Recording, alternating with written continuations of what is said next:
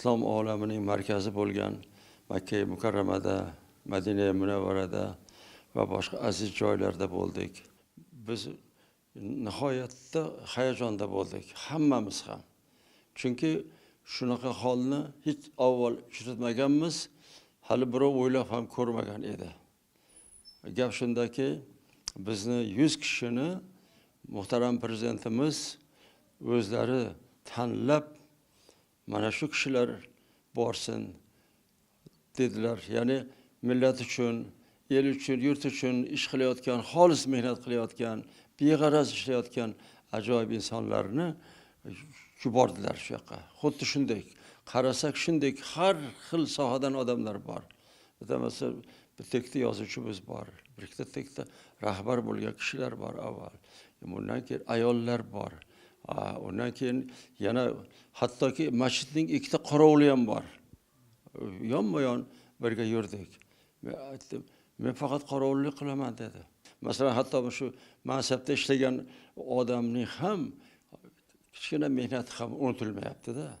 Mana shularni hammasini hisobga olib, 100 kishidan iborat ajoyib bir safarni amalga oshirdik. Muhtaram prezidentimizning bu qilgan tashabbusi bu birinchi marta. Shu birinchi martaga biz ilinganimizdan xursandmiz. Bizga nasib etganidan. Chunki hali bu davom etadi hali. Men o'ylaymanki, bu yaxshi ezgu tashabbus boshlandi.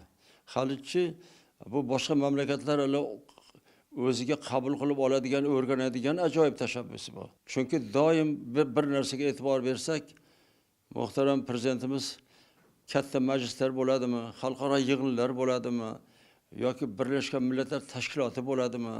Mana kecha yaqinda nimada Ostonada bo'lgan yig'inda ham mana so'zlarini eshitdik. Hamisha yangilik qiladi u kishi. Bu kishiga yangilik qilish bu qandaydir Xudodan berilganda, bu odam o'ylamagan narsalarni aytib, shu aloqalarni, davlatlar o'rtasidagi aloqalarni yaxshilash va xalqning hayotini yaxshilash borasida juda katta juda ishlar o'ylab topiladi. Shulardan bittasi mana shu hozir prezident hojisi degan bir unvonni, bir yo'llanmani chiqishi. Biz nihoyatda xursand bo'ldik. O'sha yerda haj amallarini bajardik. Endi bu juda zo'r tashkil qilingan. Biz eshitardim ilgariki, hajga borish bu mashaqqat, riyozat chekish kerak dedi ota-bobolarimiz. Yilni boshida borsa, yilning oxiriga kelardi ular. Yo'lda karvonlar bilan boshqa bo'lib, otam aytarlarki, Sho'rdaryodan orqali boradi, hajga deyishardi. Sho'rdaryo Qora dengiz. Endi hozir biz mana shu 14 kun ichida butun haj amallarini bajardik. Yaxshi mehmonxonalarda yotdik. Hammasi e'tiborda. U yerda xizmat qilguvchilar, o'zimizning yigitlar, o'zimizning yoshlar, hammasi shunday belni mahkam bog'lagan holdada, sidqi dildan, unday bir nima yo'q. Shu qadar hammamiz nihoyatda minnatdor bo'ldik. Ikkinchi, qilgan duolarimizda biz albatta Allohga qilgan ibodatlarimizda payg'ambarimiz sollallohu alayhi vasallam avlodlariga, sahobalariga, o'tgan ulug'larga, hammalariga duo qilganimizdan keyin albatta xalqimiz, prezidentimizga sog' salomat bo'lishi va butun xalqimizga xizmat qilar darajada bo'lishlari, hamisha mana shu yurishda bo'lishlarini Allohdan tiladik. Allohning o'zi karamini ko'rsatyapti o'zi haqiqatda ham.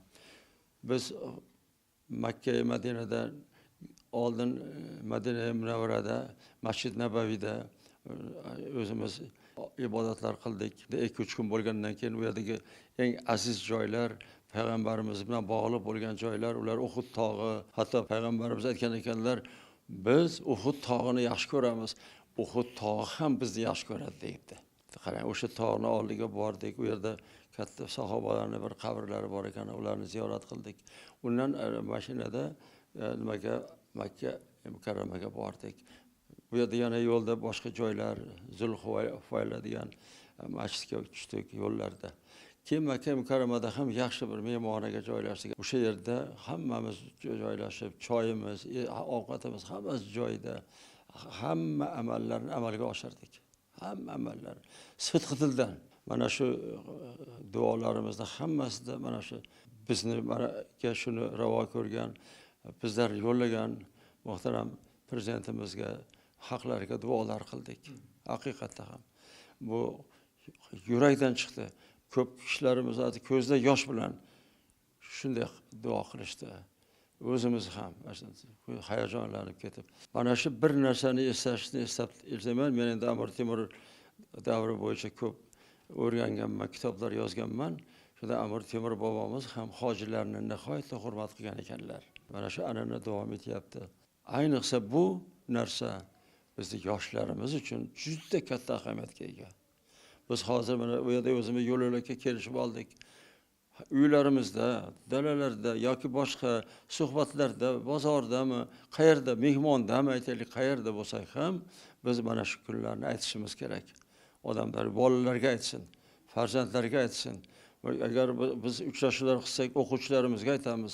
Boshqa hamma joyda mana shuni targ'ib qilishimiz kerak. Yaxshi ezgu ishlarni yoyish kerak. Va biz bir narsaga amin bo'ldimki, islom dini dunyoni tarbiya qilish uchun yaratilgan din ekan, Alloh tomonidan. Chunki islomda hech yomonlikni hech kimga ravo ko'rmaydi, faqat yaxshilik, ezgulik qilish. Past odamni yiqilayotgan odam bo'lsa, uni tirsagini ko'tarib qo'yish, yiqilishga qo'ymaslik. Agarda u nahor bo'lsa, o'zing yeb turgan bo'lsang ham ber. Payg'ambarimiz aytadilarki, biz muhtoj odamlarimiz. Lekin agar bizdan muhtojroq odam bo'lsa, qo'limizdagi nonimizni beramiz. Bizga ertaga Xudo beradi deydi payg'ambarimiz. Mana shunday faqat yaxshilikni, ezgulikni tilagan ajoyib din ekan bu. Shuni markazi o'sha Makka Mukarrama, o'shaning markazi Ka'batulloh. Ka'batullohning atrofida borgan kunimizoq 7 marta aylandik. Ularga Safo Marva tog'ini orasida 7 marta borib keldik. Bu o'sha Hojar onamiz Ismoil tug'ilganda chaqalog'i suv topolmay shu Safo tog'i bilan Marv tog'ining orasida shu bo'zlab yig'lab yurgan vaqtlari tasvirlangan. O'sha yerda Ka'batullohning yonida 7 marta borib kelinadi. Ularni ziyorat qildik. Undan keyin mana Arafat tog'iga bordik. Arafat tog'i shunday bir ajoyib nimaki, o'sha Odam ota bilan Momoxon onamiz uchrashgan joylari. Biz o'sha yerlarda yurib tasavvur qildimki, qachondir shunday ajoyib insonlar mana shu yerlarda yurgan, qarang. Mana shu joyda yurgan. Payg'ambarimiz o'zlari ham umrlarida bir marta haj qilgan ekanlar. Xullas bizning tasavvurimiz nihoyatda boyib, hammamiz bir-birimizga gal bermasdan gapiramiz.